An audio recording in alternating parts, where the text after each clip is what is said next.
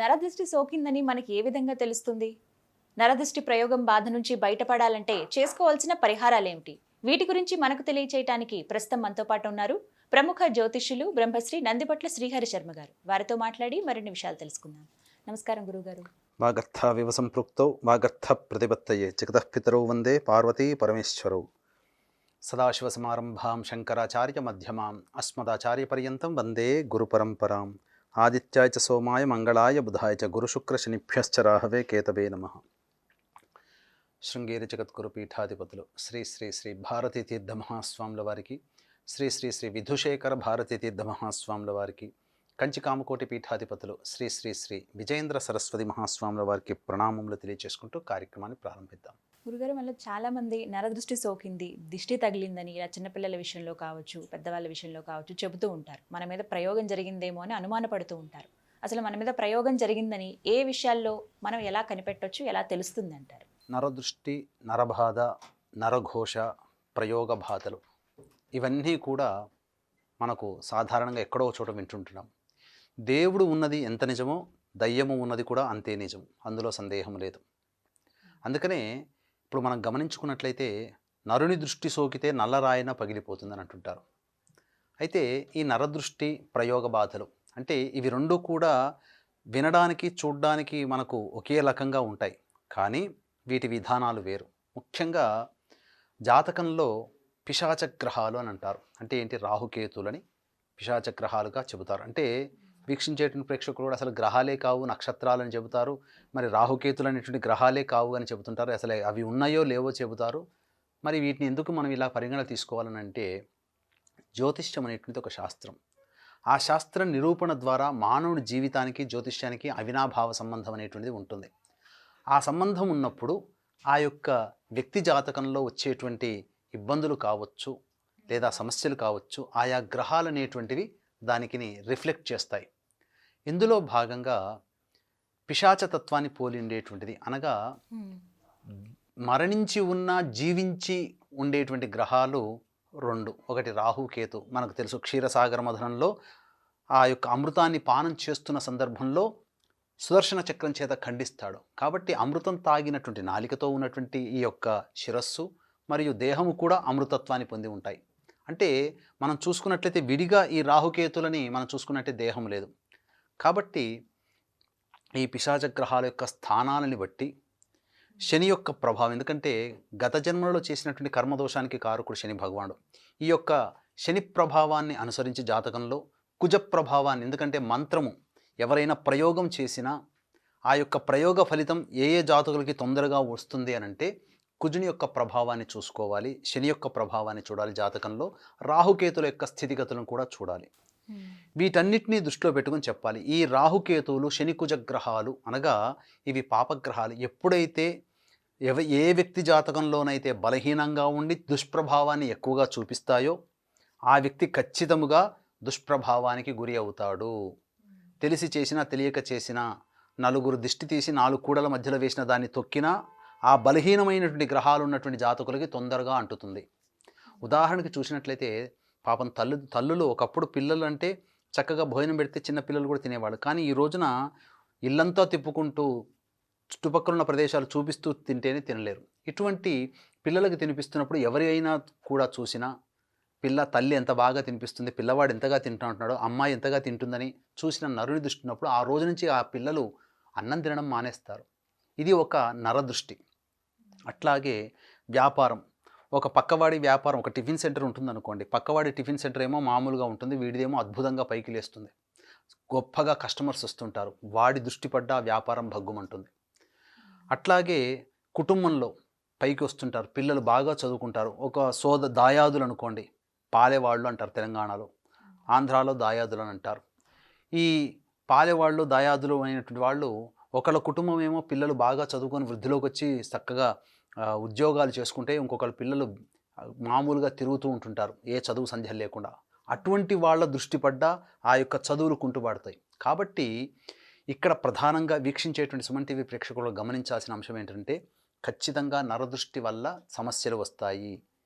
ప్రయోగ బాధలు అనేటువంటివి మన గత జన్మలో చేసుకున్నటువంటి పాపకర్మాల ప్రభావం వల్ల మన జాతకం బలహీనమైనటువంటి సందర్భంలో ఈ యొక్క చెప్పినటువంటి శనికుజ రాహుకేతుల యొక్క దశాంతర దశలు జరుగుతున్నప్పుడు అవి రిప్పస్థానాలలో ఉన్నప్పుడు ఖచ్చితముగా ప్రయోగ బాధలకి గురి అవుతాడు.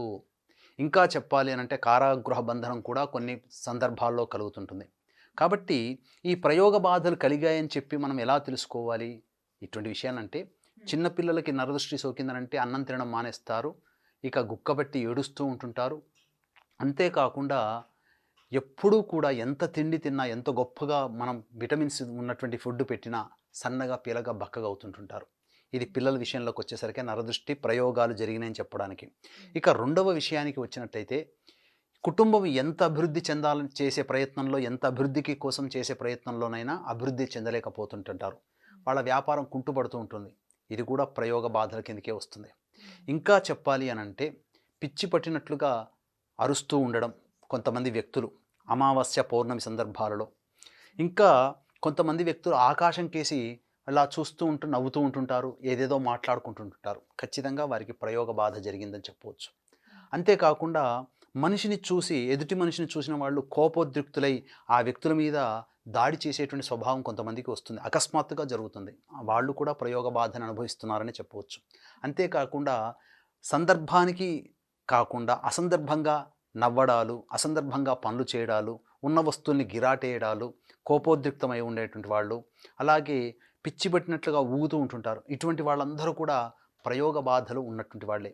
అయితే ఇక్కడ ఈ ప్రయోగ బాధలు అనేటువంటి మనం చూసినట్లయితే కొన్ని దత్తాత్రేయ క్షేత్రాలలో ఈ ప్రయోగ బాధ నివారణ జరుగుతుందని చెప్పవచ్చు. అలాగే హనుమంతుని ఉపాసన, ఇట్లాంటి వాటి వల్ల కూడా ప్రయోగ బాధల నుంచి బయటపడతారు.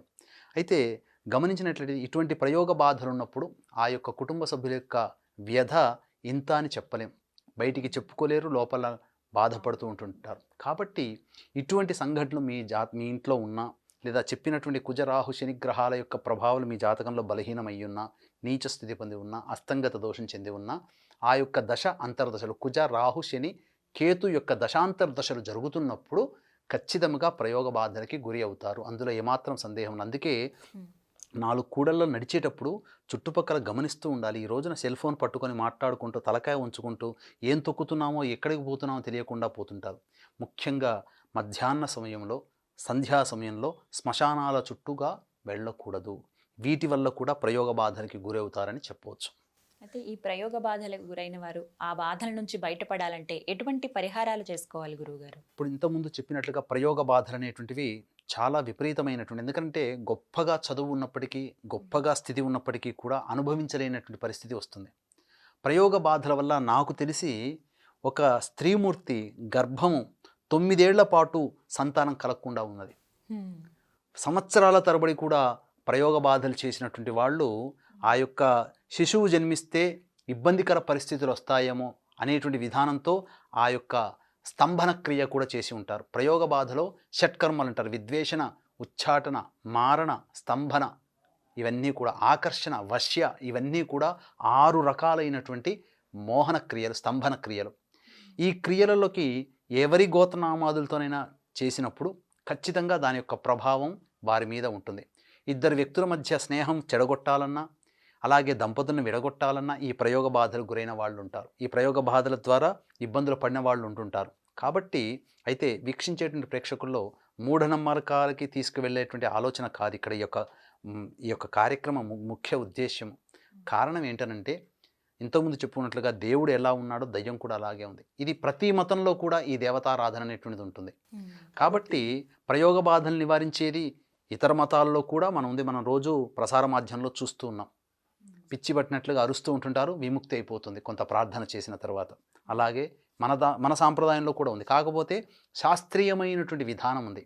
అయితే ఈ రోజున చాలామంది అమాయకత్వం కావచ్చు, అజ్ఞానం కావచ్చు, కొంతమంది ఏదైనా ఇబ్బంది పడుతున్నా పక్క వాళ్ళు బంధువులో చేశారని చెప్పి నెపం పెట్టి వాళ్ళ మీద పెట్టి వాళ్ళని కొట్టి చంపే ఆచారం అనేటువంటిది ఉంది.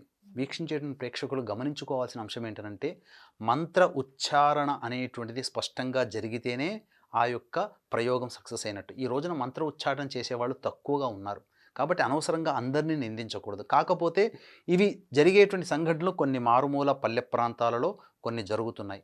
కాబట్టి ఈ ప్రయోగ బాధ నుంచి బయటపడాలనంటే చాలా సులభమైనటువంటి ఒక ఉపాయము మనకు తంత్ర మార్గంలో చెప్పబడి ఉంది. కాబట్టి దాన్ని ఆచరించాలి. ఏ విధంగా ఆచరించాలి అనంటే చక్కగా ఈ యొక్క చెప్పేటువంటి పరిహార క్రియ ఏదైతే ఉందో నిర్జల ప్రదేశంలోనైనా కానీ, నదీ తీరమునందు కానీ, సముద్రమునందు కానీ, సముద్రము దగ్గరలో కానీ, లేదా తటాకం ఉన్నటువంటి సమయంలో ఆ యొక్క ప్రదేశంలో రాత్రి సమయం అనగా సంధ్యా సమయం అయిపోయిన తర్వాత అనగా సూర్యాస్తమయం అయిపోయిన తర్వాత మొదలు పెట్టాలి. ఏం చెయ్యాలి? జాతకరీత్యా ఇప్పుడు చెప్పబోయేటువంటి నివారణ క్రియ మీరు జాగ్రత్తగా ఆలకించండి సుమన్ టీవీ ప్రేక్షకులారా. 3 మట్టి కుండలు చిన్నవి తీసుకోండి. ఈ యొక్క విధానాన్ని అమావాస్య రోజున, ఏదైనా అమావాస్య రోజున ప్రారంభించాలి. చక్కగా మనం చేసేటువంటి పూజ చేసేటువంటి స్థలము ఆవు పేడతో చక్కగా అలికి, చక్కగా ముగ్గు వేసి, అనగా మీకు ఇష్టం నక్షత్రం ముగ్గు వేస్తారో, చతురస్రం ముగ్గు వేస్తారో, మీ ఇష్టం ఏదైనా కానీ ముగ్గు వేసి దాని మీద చక్కగా ఒక తెల్లటి వస్త్రాన్ని ధరించడం, లేదా ఎరుపు వస్త్రమైనా పర్వాలేదు, లేదు పసుపు వస్త్రమైనా పర్వాలేదు. ఈ 3 రంగుల్లో ఏదైనా కానీ ఒక వస్త్రాన్ని చివరి అంచులు తూర్పు వైపున కానీ ఉత్తరం వైపున కానీ ఉండాలి. పెట్టిన తర్వాత ఆ యొక్క వస్త్రం మీద చక్కగా బియ్యం రాశి, కొద్దిగా ఒక 1/4 కిలో లేదా 1/2 కిలో బియ్యం రాశి వేసి వృత్తాకారముగా పెట్టాలి. వృత్తాకారముగా పెట్టిన తర్వాత మధ్యలో 3 తమలపాకులు పెట్టి ఆ తమలపాకుల మీద పసుపు కుంకుమ కొద్దిగా చల్లాలి. చల్లిన తర్వాత 3 మట్టి కుండల్ని తెచ్చుకోండి. 3 మట్టి కుండలను తెచ్చుకొని ఆ 3 మట్టి కుండలలో మీకు సగం వరకైనా కానీ గోమూత్రం ఉండాలి, లేదా నిండుగానైనా చేసుకోవచ్చు.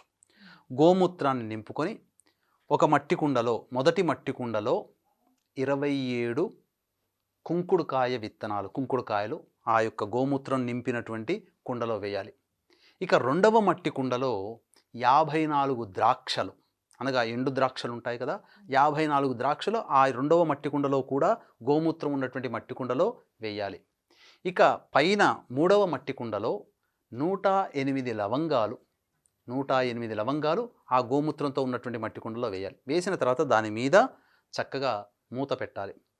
పెట్టిన తర్వాత, లేదా ఆ యొక్క మట్టి కుండలో 3వ మట్టి కుండలో పైన ఉన్న మట్టి కుండలో మూత పెట్టకపోయినా చక్కగా ఈ సంబంధించినటువంటి పంచపల్లవాలు అని అంటారు. మేడి, మర్రి, జువ్వి, మోదుగా, మామిడి, ఈ పంచపల్లవాలను వేసి అందులో ఆ యొక్క పంచపల్లవాలలో ఈ యొక్క కొబ్బరికాయ పెట్టాలి. కొబ్బరికాయకి జాకెట్ ముక్క చుట్టాలి.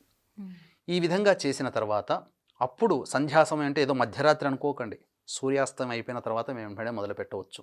సూర్యాస్తం అయిపోయిన తర్వాత రాత్రి 9 లోపల మనం మామూలుగా సహజంగా పూజలు కూడా చేసుకుంటాం, అందులో సందేహం లేదు. అభిషేకాలు చేసుకుంటాం, హోమాలు చేసుకుంటాం. మధ్యరాత్రి చేసే క్రియ కాదు ఇది.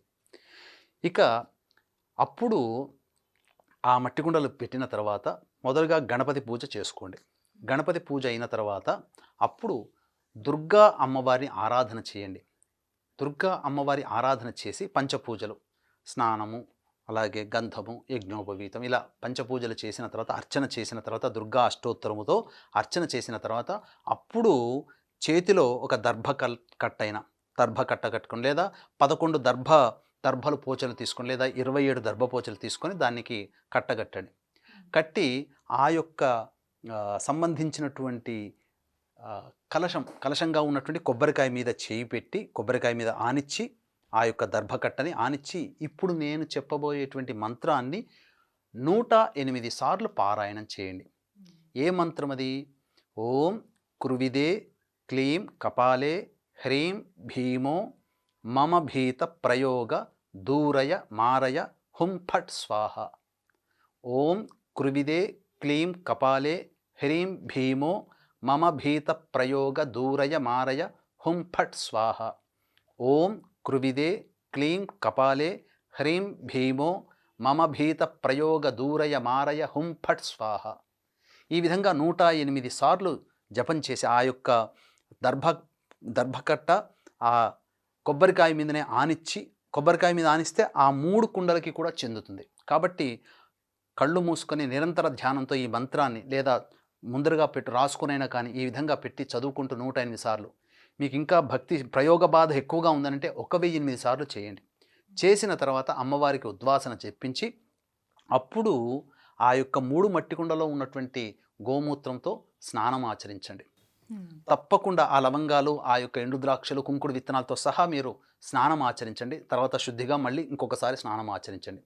ఈ విధంగా చేసినట్లయితే తప్పకుండా ప్రయోగ బాధలు ఎవరు మీ పైన ప్రయోగం చేసినా, మీ కుటుంబం కావచ్చు, మీ యొక్క వ్యాపార స్థలం కావచ్చు, మీ యొక్క పిల్లల మీద కావచ్చు, ఎవరు ప్రయోగం చేసినా ఆ ప్రయోగం ఈ యొక్క మంత్రము ద్వారా అమ్మవారి యొక్క అనుగ్రహంతో తీరిపోతుంది. ఒకసారి మీకు కాలేదనంటే ఖచ్చితంగా రెండవసారి ప్రయత్నం చేయండి. ఒకసారికే అయిపోతుంది. ప్రయోగ బాధ నివారణ అవుతుంది. కానీ పెద్ద ప్రయోగం చేసిన వాళ్ళైతే 2 సార్లు ఖచ్చితంగా పాటించాలి. ఇది చేయండి. ఇది సిద్ధ శాభర మంత్రము. దీనికి ఎటువంటి మంత్రదీక్ష అవసరం లేదు. ఈ మంత్రానికి తప్పకుండా ఈ మంత్రంతో మీరు ఈ విధంగా చెప్పిన విధానాన్ని పాటించండి. తెలియకపోతే మళ్ళీ 1, 2 సార్లు ఈ వీడియో చూడండి. ఖచ్చితంగా మీకు అర్థమవుతుంది. ఇది చాలా సులభతరమైనటువంటిది. ఏమీ ఇబ్బంది పెట్టేటువంటిది కాదు. కాబట్టి ఇది చేసిన తర్వాత తప్పకుండా మీకు ప్రయోగ బాధ నివారణ జరిగి మీరు ఆనందంగా మీ కుటుంబం సంతోషంగా ఉంటారని చెప్పవచ్చు. మొత్తంగా నరదృష్టి సోకిన వారు అలాగే ప్రయోగం బాధ నుంచి బయటపడాలనుకునేవారు ఎటువంటి పరిహారం చేసుకోవాలో చాలా చక్కగా వివరించారు గురువుగారు. ధన్యవాదాలండి. సర్వం శ్రీ ఉమామహేశ్వర పరబ్రహ్మార్పణమస్తు. చూశారు కదా, ఇది వాళ్ళ వీడియో. ఈ వీడియో కనుక మీకు నచ్చినట్టయితే లైక్ చేయండి, షేర్ చేయండి, కామెంట్ చేయండి, మా ఛానల్ను సబ్స్క్రైబ్ చేసుకోండి.